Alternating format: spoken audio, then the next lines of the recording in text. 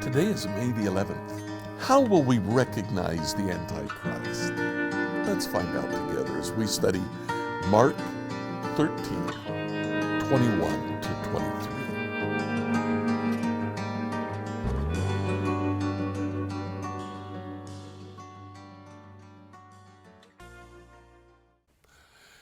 You know, sometimes it's hard for us to recognize the bad guy when the bad guy comes around. One of the most famous figures in American history is Benedict Arnold in the Revolutionary War. His name is synonymous with treachery and betrayal, but it wasn't always that way. Benedict Arnold was a general, and for the first 4 years of the war, from 1775 until 1779, Arnold led American troops against the British Army. He fought very well in several of the battles. Fort Ticonderoga, the Battle of Burness Heights, which led to some incredible successes by the American Army. But Arnold became wounded, and he never felt that he got the appropriate recognition for what he had done. And so in 1779, secretly, he began to negotiate with the British Army the surrender of West Point. He was found out, he was tried, he was found guilty, and he was hanged in October of 1780. How do you recognize when someone that you thought was a good guy was actually a bad guy? Jesus actually answers the question, how will you know who the bad guys are? He says in Mark 13:21, if anyone tells you, look, here's the Messiah, or there he is, don't believe it. False messiahs and false prophets will rise up. They'll perform signs and wonders so as to deceive, if possible, even God's chosen ones. Watch out. I've warned you about this ahead of time.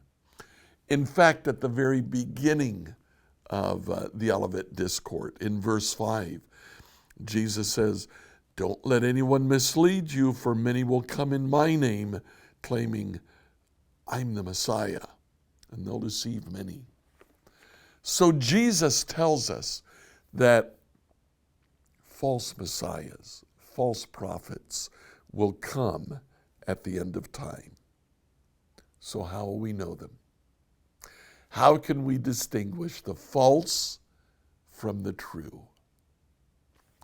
Paul, in the book of Romans, chapter 16, verse 18, says, such people are not serving Christ our Lord.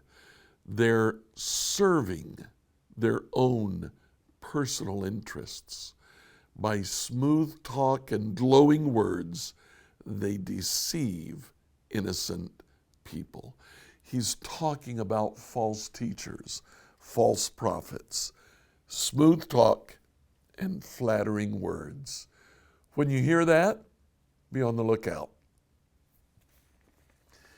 In 2 John, we're aware that John has written 3 letters. We know 1 John, but who's taken time to read 2 John?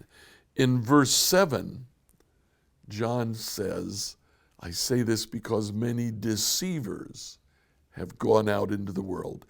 They deny that Jesus Christ came in a real body.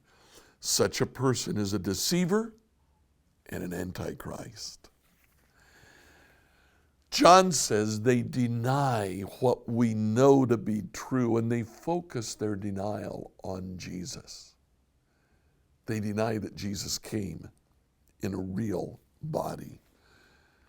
John, again, in the book of Revelation, chapter 2, verse 20, as John writes the letter to the church at Thyatira. She says, I have this complaint against you. You're permitting that woman, that Jezebel, who calls herself a prophet, to lead my servants astray. She teaches them to commit sexual sin and to eat food offered to idols. The false prophet, false messiahs not only teach things that are not true about Jesus, they teach inappropriate behavior. They tell us we should do things that we know we should not be doing. And then finally in Revelation chapter 13, verse 6, the beast who comes out of the sea, in verse 6, he spoke terrible words of blasphemy against God, slandering his name and his dwelling, that is, those who dwell in heaven. He blasphemes Christ. He blasphemes God. So how do we recognize the Antichrist? We have been given truth. The Antichrist will look at that and he'll twist it. He'll try to deceive us, but he'll tell us things about Jesus that don't match up to truth. He'll tell us to behave in ways that don't match up to truth, and he will blaspheme the very name and nature of God and Jesus, saying things about them that don't match up to truth. How will we recognize the Antichrist? We'll know when he doesn't match up to truth. So my question for you today, what are you doing to fill yourself with truth so that you will recognize who's the false Messiah and who's the real Messiah? Please like, follow, and subscribe on whatever platform you use to listen to this devotional.